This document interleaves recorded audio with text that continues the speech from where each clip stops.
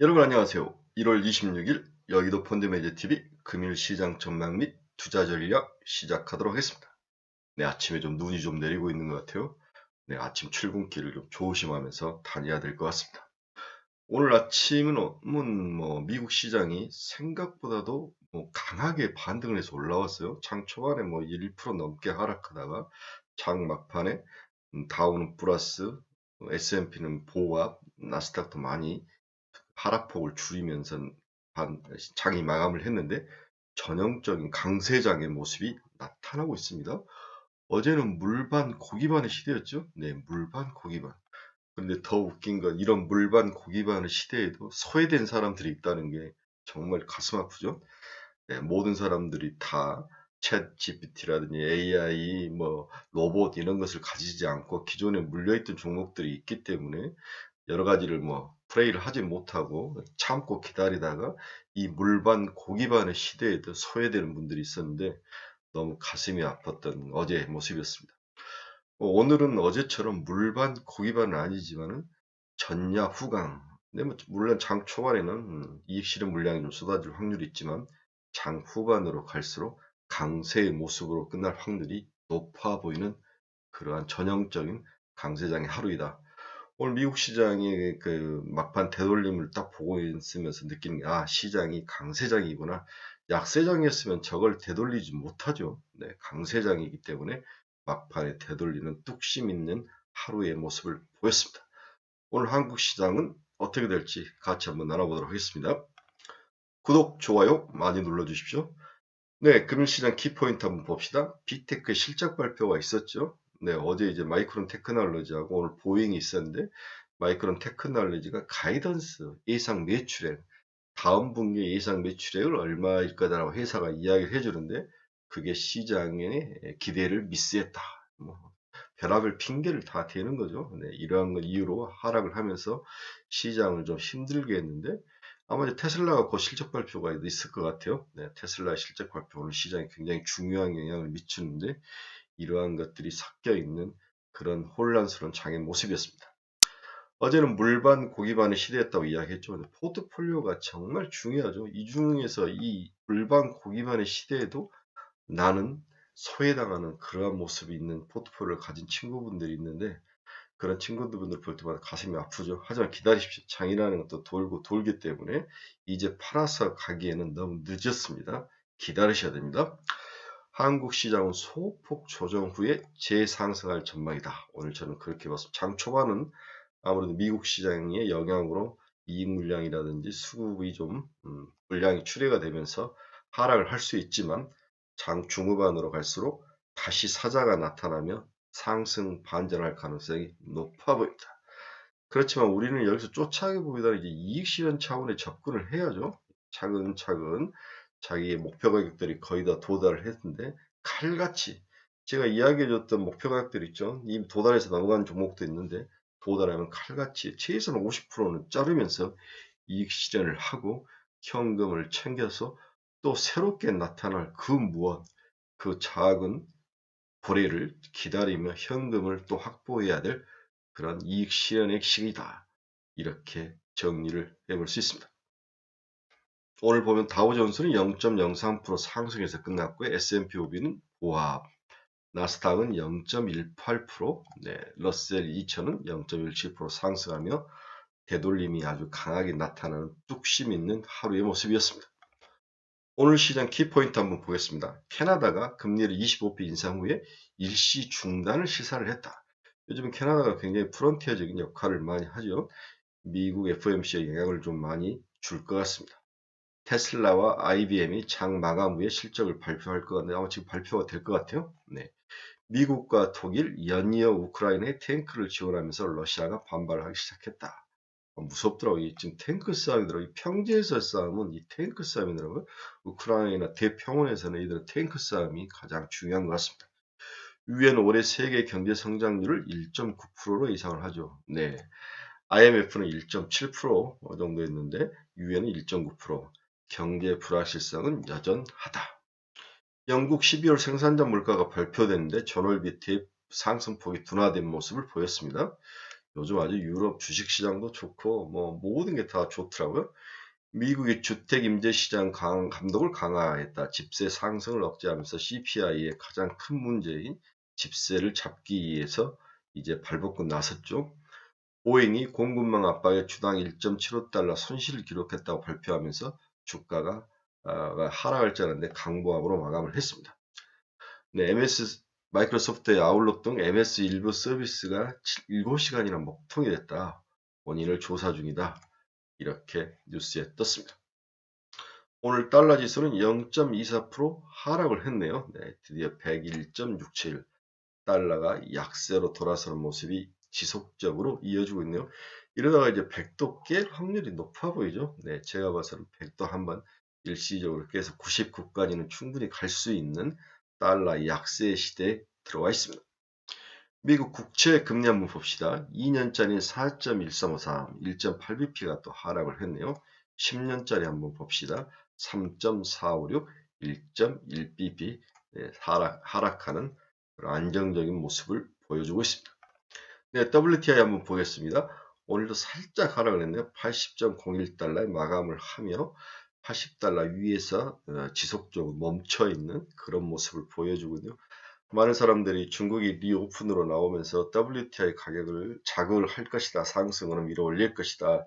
이러한 어려움, 그러한 경고들이 많았는데 잘 잡히고 있는 CPI의 가장 큰 적이 지금 중국의 리오픈이죠. 중국이 리오픈에 나서면서 WTI 가격을 밀어 올릴 것이라는 두려움이 있는데 일단은 중국이 춘절 속에 들어가면서 안정적인 모습을 보이고 있는데 올 봄 1분기가 지나봐야 중국이 글로벌 시장에 어떠한 영향을 미칠 것인지를 우리가 예단과 어떤 그 분석을 할 수 있을 것 같아요. 일단은 80달러 근처에서 안정적으로 움직이는 모습을 보여주고 있습니다. 애플 한번 봅시다. 0.67% 하락. 테슬라는 0.46% 상승으로 끝났네요. 네, 144달러까지 올랐습니다. 어느 분이 테슬라를 얼마까지 봐야 되느냐 저한테 여쭤봤는데 저는 한 170달러까지는 가능할 거로 보는데 200달러까지 가기는 어려워 보인다. 170달러 정도. 네, 엔비디아는 저는 250달러 또는 300달러인데 300달러는 우리의 목표이고 200달러를 회복한 후에 220에서 250 정도가 맥스이지 않을까 단기적으로 그렇게 보고 있습니다. TSMC도 2.14% 하락을 했네요. 네, 다른 종목들은 의외로 잘 선전했는데 TSMC 하락폭이 큰 모습이 보여주고 있습니다. 마이크론 테크놀리도 0.11% 상승해서 61달러에 마감을 했고요. 메타 플랫폼스는 0.96% 하락, 너블록스는 보합 정도의 마감을 한 하루입니다. 네, 비트코인은 0.67% 하락하면서 22,869달러, 어제 23,000달러까지 올라갔다가 다시 하락하는 그러한 모습을 보여주고 있네요. 좀 조정을 받아야죠. 너무 많이 비트코인이 급하게 올라오는 모습이 있었습니다. 자, 금융시장 전망 및 투자자를 한번 봅시다. 자, 우리는 지금 현재 이 강한 장세에 얼마까지 주가들이 올라갈 것인가? 그 예로 AI 종목이나 챗 GPT라든지 로봇들이 그런 것들이 과거에 올랐던 종목들의 예를 통해서 보통 상승 트렌드에 타면 심리는 기간적으로는 몇 개월을 가고 보통 주가를 어느 정도 밀어 올리느냐를 예상을 해볼 수 있죠.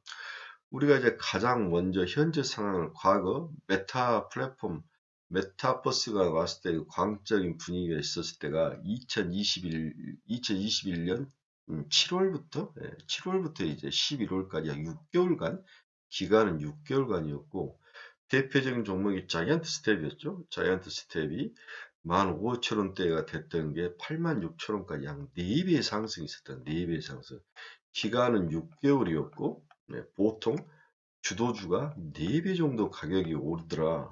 이 정도는 우리가 예상을 해보죠. 보통 어떤 테마가 형성되면 이 정도인데 현재 챗GPT라든지 로봇이라든지 AI 관련 종목들은 과연 얼마나 상승을 할 것인가 이것에 대해서 가름을 해볼 수 있는 좋은 예조 샘플이죠. 자, 그러면 지금 가장 핫한 솔트룩스를 한번 봅시다. 챗GPT의 선두주자인데 올 11월부터 뜨기 시작했죠. 네, 11월, 12월, 1월 약 3개월이 안 된 상황에서 주가는 벌써 4.5배나 상승했다는 거죠.